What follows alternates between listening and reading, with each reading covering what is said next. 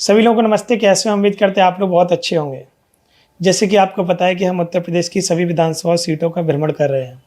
अभी मैं फर्रुखाबाद की अमृतपुर विधानसभा में मौजूद हैं और हमारे साथ अमृतपुर विधानसभा के विधायक जी मौजूद हैं, सुशील कुमार साक्या जी। और आज 2027 के बारे में चर्चा करेंगे और अमृतपुर विधानसभा के बारे में चर्चा करेंगे। लगातार विधायक हैं और कैसा कार्यकाल चल रहा है और 2027 में भारतीय जनता पार्टी का कैसा माहौल रहने वाला है। बहुत बहुत स्वागत है सर। नमस्कार, कैसे बताइए। हैं आप? ठीक है, बढ़िया है। सर, आप लगातार अमृतपुर से विधायक रहते हैं, कैसा कार्यकाल चल रहा है आपका? कार्यकाल तो हमारा अच्छा ही है, तभी तो हम बार बार जीतते हैं। जी सर, 27 की क्या क्या तैयारियां हैं? 27 में फिर जीतने की तैयारी है। फिर जीतने की। 17 में जितना वोट मिला था उससे ज़्यादा 22 में मिला और उससे ज़्यादा 27 में मिलेगा। लगातार बढ़ोतरी हो रही है। वोट परसेंट हर चुनाव में मेरा बढ़ रहा है। अच्छा सर, एक चीज़ और बताइएगा। चुनाव 10 महीने बाद लगभग होना है, 11 महीने बाद, 1 साल से कम बचा है। भारतीय जनता पार्टी की क्या प्रक्रिया रहेगी पूरे चुनाव के अंदर? कार्यकर्ता पिछले 9 वर्ष के कार्यकाल में जो हमारी उत्तर प्रदेश की सरकार ने किया है और जो केंद्र सरकार ने किया है वो जनता को याद दिलाएंगे और उस विकास का, कानून व्यवस्था का और रोजगार जो मिला है नौजवानों का, उसके आधार पर हम चुनाव फिर 27 में जीतने वाले हैं। सरकार उत्तर प्रदेश में भाजपा की बनाने वाले हैं। 403 में से कितनी? अब 403 में हमारी तो अपेक्षा 300 सीट की है। 300? हमारा लक्ष्य 300 से पार है। 300 पार। जी। जैसे जो 2024 का चुनाव हुआ था, सपा ने कहीं ना कहीं थोड़ी बहुत वापसी की है। 5 से डायरेक्ट 37 पर पहुंचे। इंडिया गठबंधन की और भी पार्टियों की सीटें आई, 7 कांग्रेस की आई। क्या लग रहा है 27 में मार्जिन थोड़ा कम रहेगा या फिर जैसा 22 में रहा था? समाजवादी पार्टी को 2027 में लोकसभा में जो चुनाव में वोट मिला है उसका 50% वोट मिलेगा। उसका 50%? कहीं ना कहीं ऐसा मानते हैं कि वापसी हुई है सपा की थोड़ी बहुत? हम इसे नहीं मानते हैं। नहीं मानते? हरिजन वोट, अनुसूचित जात का वोट कुछ भ्रमित हुआ। इन्होंने प्रचार किया कि संविधान बदल देंगे, अंबेडकर का बनाया हुआ संविधान हम बदल देंगे, और इस नाते कुछ वोट उनकी तरफ गया है, वो स्थायी नहीं है, वो फिर भाजपा को वोट देगा। सर, एक सवाल और है। यूजीसी के बारे में क्या कहना चाह रहे हैं? क्योंकि यूजीसी बड़ा ट्रेंडिंग मुद्दा है। लोग धरना भी दे रहे हैं, सब जगह तमाम तरीके की प्रक्रियाएं चल रही हैं। ये मुद्दे समाज में प्रभावी नहीं है। अब जैसे गैस सिलेंडर का मुद्दा समाजवादी पार्टी, कांग्रेस के लोग लेकर चल रहे हैं, अस्थायी रूप से समस्या आई है, 1 हफ्ते में ठीक हो जाएगी। यूजीसी में कहीं कोई गड़बड़ी है तो वो भी सुधार ली जाएगी। तो ये स्थायी मुद्दे नहीं हैं, ये तात्कालिक मुद्दे हैं, आते हैं और चले जाते हैं। विपक्ष तो मुद्दा बना रहा है। विपक्ष ने तो मुद्दा हमेशा बनाया है। विपक्ष ने तो हमारे प्रधानमंत्री के ऊपर चोर है, प्रधानमंत्री चोर है, हत्यारा है, यानी क्या क्या आरोप लगाए। तो विपक्ष के आरोपों की हम चिंता नहीं करते। हमारी जो विचारधारा है और विकास हमारा संकल्प है, 2047 तक देश को विकसित बनाना है, हमारा लक्ष्य है। हम उस लक्ष्य की ओर बढ़ रहे हैं। अच्छा, 2027 में अमृतपुर में किन मुद्दों को लेकर आप चुनाव लड़ेंगे? क्या क्या मुद्दे रहेंगे आपके? क्षेत्रीय मुद्दे, ग्रामीण मुद्दे, जो भी मुद्दे रहेंगे वो और बता दीजिए आप। देखिए, मुद्दा तो केवल एक है, विकास। और विकास के मुद्दे पर ही भारतीय जनता पार्टी बराबर चुनाव लड़के जीत रही है। कानून व्यवस्था, बिजली की व्यवस्था, महिलाओं की सुरक्षा, रोजगार को बढ़ाना, मुद्दे तो यही हैं, कोई नया मुद्दा नहीं है।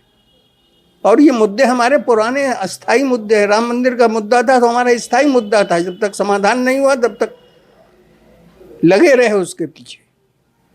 धारा 370 हटाना था, मुद्दा तो हमारा बहुत पुराना था, सन 51 का मुद्दा था, लेकिन माने तब जब उसे हटा दिया। विपक्ष के पास ऐसा कोई मुद्दा नहीं है, और विपक्ष का तो कोई मुद्दा उछालेंगे, साल 2 साल चलाएंगे, उसके बाद उनका मुद्दा खुद ही बैठ जाता है। उनके पास कोई मुद्दा नहीं, केवल समाज को। कांग्रेस वोट चोरी का मुद्दा बना रही है, चीजें बता रही है। अब वो साबित करे ना, वोट कितने चोरे, कहाँ से चुराए। उनके हाइड्रोजन बम वगैरह फूटते रहते हैं राहुल गांधी जी के। अब भगवान जाने राहुल गांधी क्या क्या फोड़ते रहते हैं, और हर चुनाव में उनके वोट कम होते रहते हैं। पता नहीं उसी हाइड्रोजन बम में उड़ जाते हैं उनके वोट क्या। अच्छा, एक चीज़ और बताइएगा, लगातार आप कायमगंज में रहते हैं, सॉरी अमृतपुर में रहते हैं, लगातार क्षेत्रीय दौरा करते हैं। यहाँ पर पूरे फर्रुखाबाद की बात करी जाए तो कहीं ना कहीं आलू सबसे ज़्यादा यहाँ पे होता है, और एशिया की सबसे बड़ी मंडी भी है। आलू के बारे में क्या कहना चाह रहे हैं? एक ही बात करेंगे कि क्वालिटी प्रोडक्ट हमेशा महंगा बिकता है, अच्छा बिकता है। जिस क्वालिटी के आलू की डिमांड है विदेशों में या देश की अन्य मंडियों में, अगर उस क्वालिटी का आलू पैदा होने लग जाए तो आलू के रेट में इतना उतार चढ़ाव नहीं रहेगा। अब कुछ आलू का उत्पादन बहुत ज़्यादा है, अब किसान वो करता है तो वो आलू की डिमांड नहीं है। अब चिप्सोना वगैरह और जो अच्छी क्वालिटी के 1-2 आलू हैं, उनकी डिमांड कभी कम नहीं होती है। बार बार मांग उठती है कि फैक्ट्री लगाए, चिप्सोना की वो चिप्स की फैक्ट्री लगे, लेकिन फैक्ट्री तो उद्योगपति लगाएगा, और उद्योगपति को यहाँ का आलू पसंद नहीं है कि उसमें वाटर कंटेंट ज़्यादा है। तो इसलिए कहीं ना कहीं हम सब किसानों को ध्यान देना पड़ेगा कि अपने प्रोडक्शन की क्वालिटी कैसे क्वालिटी अच्छी देनी चाहिए। क्वालिटी अच्छी होगी तो डिमांड होगी। अच्छा, अभी किसान बहुत ज़्यादा परेशान है, बहुत सारे किसानों से मैंने मुलाकात की है, कहीं ना कहीं नाराज़गी भी है, और जिनका सही बिक रहा है वो ठीक है, खुश हैं, टाइम पे बेच दिया उन्होंने आलू। और अब इसका क्या चुनाव में प्रभाव पड़ेगा क्या, क्योंकि आलू का दाम तो गिरा है। देखिए, मार्केट में प्रोडक्शन बढ़ के आएगा तो भाव गिरेगा। किसी भी चीज़ का प्रोडक्शन की शॉर्टेज होगी तो भाव ज़्यादा में बिकेगा। गैस के सिलेंडर में अगर कमी होगी तो ब्लैक में बेचने वाली की चांदी होगी। और वातावरण सपा बसपा कांग्रेस ने इस प्रकार का बनाया जैसे कि गैस सिलेंडर आगे मिलेगा नहीं। गैस सिलेंडर की कहीं कोई कमी नहीं है, लेकिन जिसके घर में 4 सिलेंडर थे, 2 खाली पड़े थे और 2 भरे हुए थे, तो वो उस चक्कर में कि वो 2 और भरवा ले, एकदम एक्स्ट्रा भरवा के रख लें। हाँ, एकदम ये विरोधी दलों की दहशत फैलाने का परिणाम था कि लोग जितने सिलेंडर थे सब भरवा लो। एक होड़ सी बच गई। लेकिन अब धीरे धीरे आप देख रहे हैं कि गैस एजेंसी पर भीड़ कम होती चली जा रही है, अब डिमांड कम होगी। तो ये विरोधी दलों की जो भूमिका है वो सही नहीं है। अब ईरान से युद्ध हो रहा देश में, विश्व में, भाई भारत क्यों विश्व में लड़ाई में कूदे? तो भारत तो नहीं वो कूदेगा इस लड़ाई में, भारत पक्ष नहीं है। तो कुछ दल चाहते हैं कि भारत से लड़ाई में कूद पड़े, हस्तक्षेप करे जाके। तो विरोधी दलों के पास कोई मुद्दा नहीं, कोई स्थायी मुद्दा नहीं। तो आपने हमारे साथ देखिए अमृतपुर विधानसभा के विधायक जी सुशील कुमार साक्य जी मौजूद थे, और तमाम तरीके की चर्चाएं की हैं, राजनीतिक और किसानों का मुद्दा यहाँ पर था, उसकी भी मैंने चर्चा की है। आप क्या सोच रहे हैं, आप कितना प्रभावित हैं विधायक जी की बातों से, कमेंट करके ज़रूर बताइएगा। और 2027 में पुनः वापसी करने का वादा किया है, दावा किया है। और आप लोग बताइएगा आपको क्या लग रहा है, अमृतपुर विधानसभा में किसका माहौल रहने वाला है, अमृतपुर विधानसभा का अगला विधायक कौन होगा? क्या सुशील कुमार साक्या जी होंगे या कोई नया आने वाला है?